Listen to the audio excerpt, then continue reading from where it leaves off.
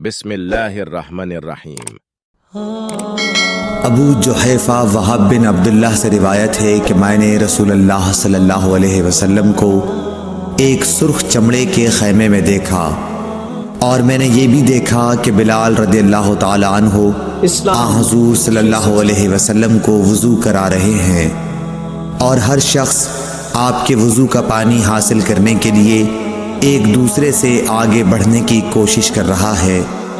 اگر کسی کو تھوڑا سا بھی پانی مل جاتا تو وہ اسے اپنے اوپر مل لیتا، اور اگر کوئی پانی نہ پا سکتا تو اپنے ساتھی کے ہاتھ کی تری ہی حاصل کرنے کی کوشش کرتا۔ پھر میں نے بلال رضی اللہ تعالی عنہ کو دیکھا کہ انہوں نے اپنی ایک برچھی اٹھائی جس کے نیچے لوہے کا پھل لگا ہوا تھا، اور اسے انہوں نے گاڑ دیا۔ نبی کریم صلی اللہ علیہ وسلم ڈیرے میں سے ایک سرخ پوشاک پہنے ہوئے تہبند اٹھائے ہوئے باہر تشریف لائے، اور برچھی کی طرف منہ کر کے لوگوں کو 2 رکعت نماز پڑھائی۔ میں نے دیکھا کہ آدمی اور جانور برچھی کے پرے سے گزر رہے تھے۔ صحیح بخاری حدیث نمبر 376۔